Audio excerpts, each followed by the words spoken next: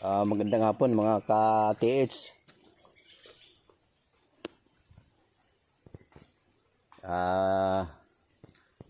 I-update ko sa inyo yung last operation namin dito sa may malapit sa Balite. Last update nung yung huling operation natin dito bago magtag-ulan. So ito,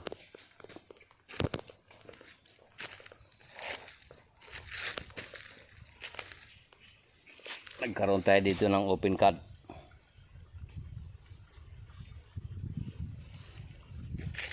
Yan. So yan, nakalalim na tayo dyan. Lumakas na ang tubig. Yan ang dumadaloy na oh.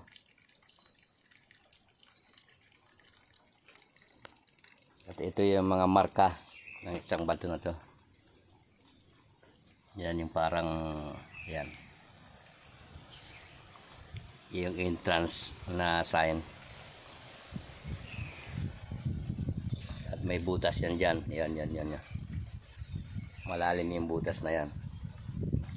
At mayroong sign dito na yan. Parang sign siya ng banga. At yung image ng yung parang barko. So nakalalim na tayo dyan oh. Yung mga sulngasol yung tubig oh. At meron ako ipapakita sa inyo mamaya na sign na yung huling nakuha.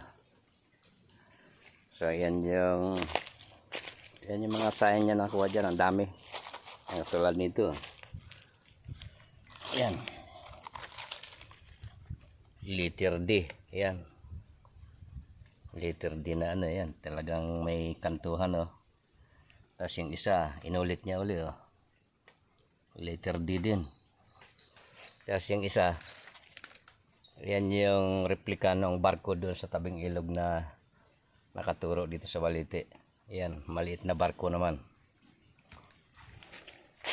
So tandaan nyo mabuti, sasariwain ko lang.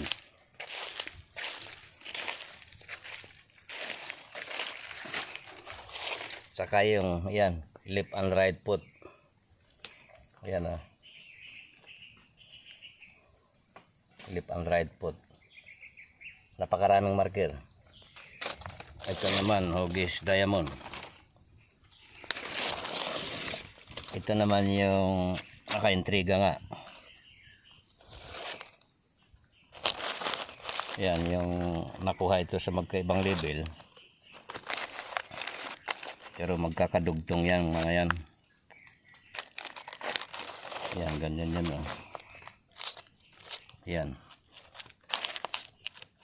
Yan, ganyan yan. Na square din. Square. Yan. Box type. Ang lagi mo sinasabi na paborito ni Chris Sniper. Yan. Magkarugtong talaga yan. Yan. Sa 3 feet yung isa, sa 6 feet naman yung isa. So may imposible na ang dami niyang sign.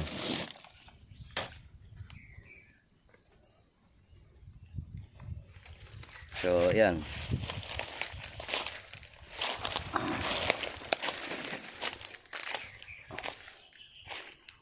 Under continue operation yan itong darating na tag-araw.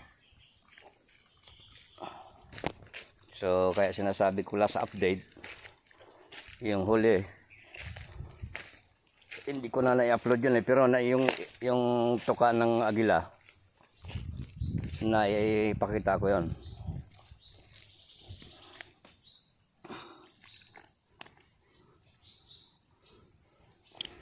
So itong analyze ko na to hindi ako nag-i-encourage ng doon sa mga last generation na mag-treasure pa sila. Hindi, kundi tinutuklas natin yung katotohanan. Kasi may palagay ako na ang hapon dahil lumabas nga kasi yung treasure code. Maaring pinlano din nila yung mga hukay na ganyan, na naglagay din sila ng mga, akala mo mga legit markers underground. So alam na rin ng Hapon na darating ang araw, magbasa-basa din ang Pilipino, mag-analyze din. So sino yung nawalan, kasi pumupokus tayo ng mabang panahon dyan.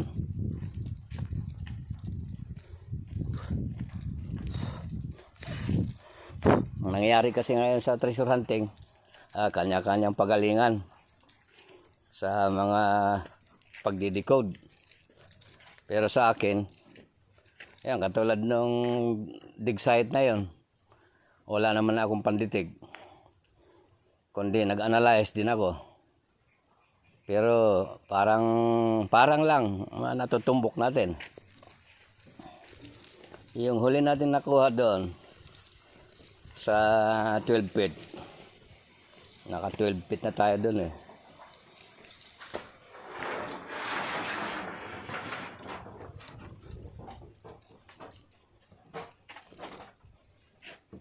Ito yon, yung parang agila. Yan, parang tuka ng agila, ulo ng agila. Yan oh. Yan, naipakita ko na rin to eh. Ang ganda nga ng pagkagawa eh. Yan oh. Tapos meron siyang nakaguhit dito, papunta yan dun. Yan. Yan oh. Yan, nakaguhit papunta dyan. Tapos yan, lumiko dyan papunta dun. Yan oh, ang ganda ng pagkagawa nito, para talagang tuka. Yan oh. Oh. Oh. Tapos mayroon siyang dot dyan na yan. Ngayon yung last operation namin, ito naman yun. Yan o. Yan, parang ano ba yan o, na solid rock. Tapos sumunod na itong isang to, yan. Talagang akala mo kwadradong kwadrado oh. Oh. Oh. Pero bato siya. Napakatigas. Oh. Yan. Yan yung, ito yung mga to, ang tinuro nitong agilan to. So mag-comment kayo dito, kasi itutuloy natin yung operasyon.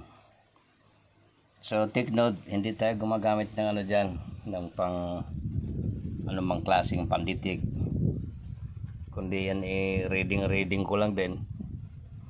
At yan nga yung mga nakuha natin ng mga markers, tad po.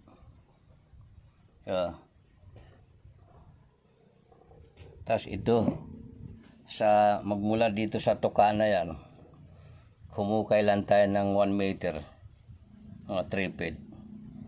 Ito na yun, nakuha natin na bato. Baka mangyari nito, puro marker na lang maiipon natin, pero yung kamote wala. Yan siya oh. Man-made talaga oh. Hindi man nagkataon yan naging ganyan. Oh.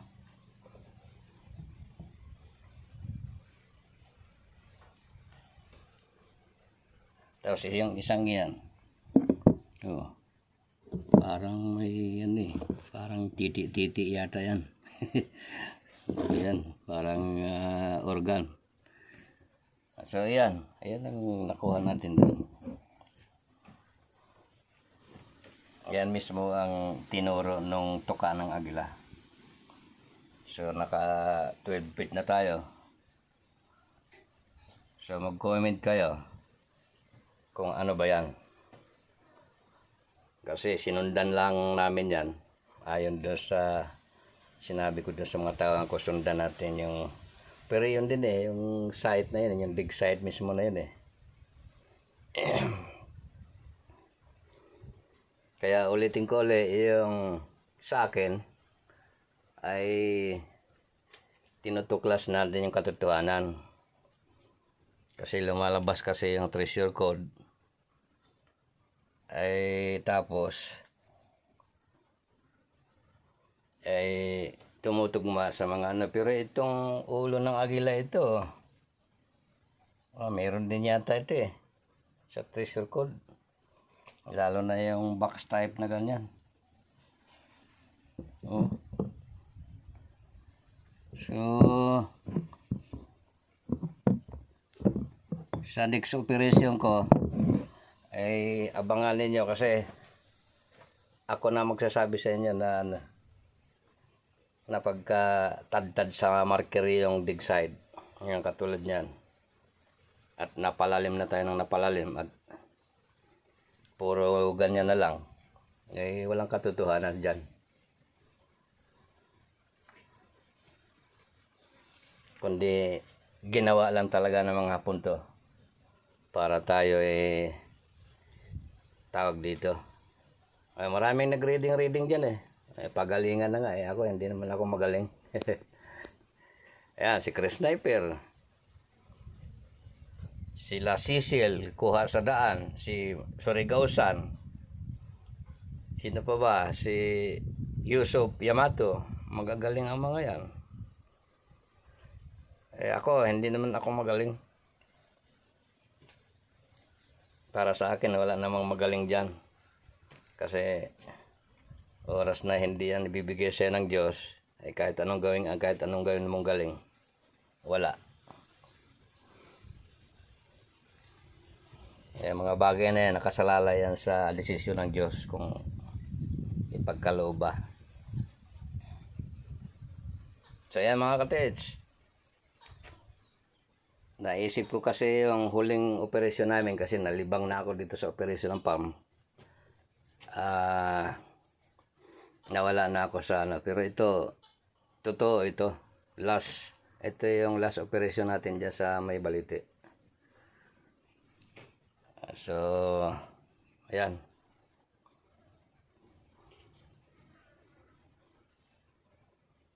kasi nga yung barko doon sa south banda doon sa ilog, may malaking ilog tayo dyan pero hindi naman totoong malaki.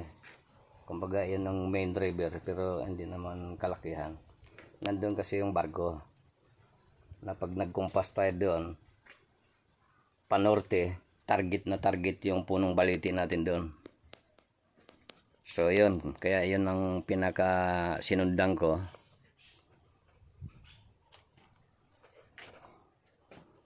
Tapos ang dami nating naging tisdig yan.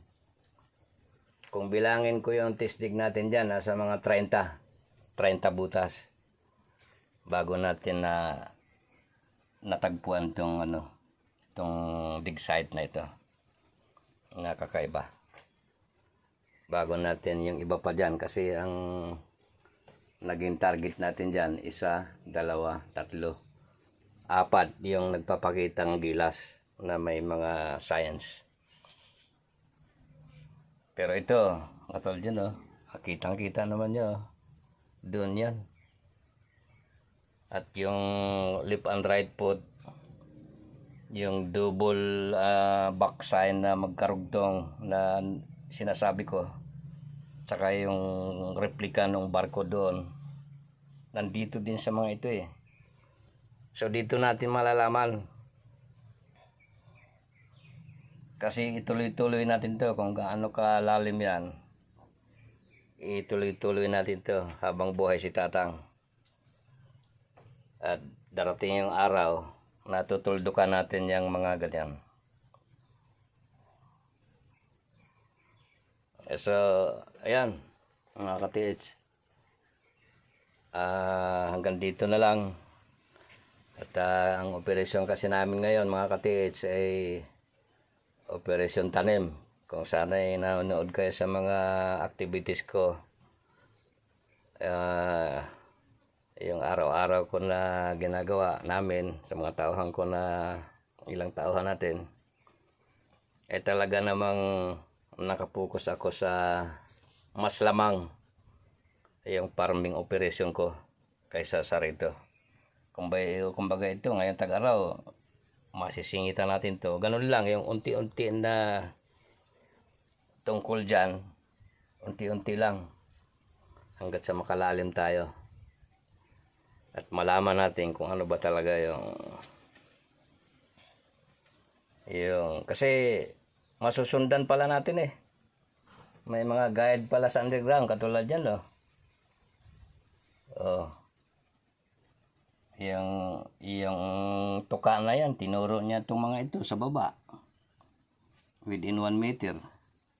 Ano kaya yung susunod yan? So, yan ang abangan natin.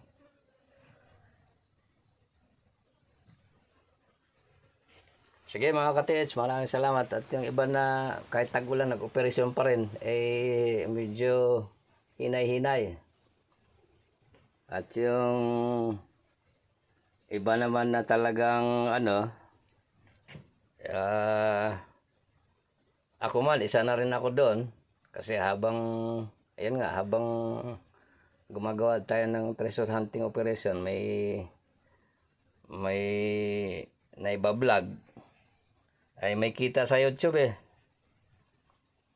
Yun ang palagay ko, sigurado. Pagka magtyaga. Ganun yan mga ka-TH. Sige, maraming salamat sa atin at magandang hapon. At ako'y maya-mayang kaunti pauwi na din. Pero nandito pa ako sa farm. Time check tayo.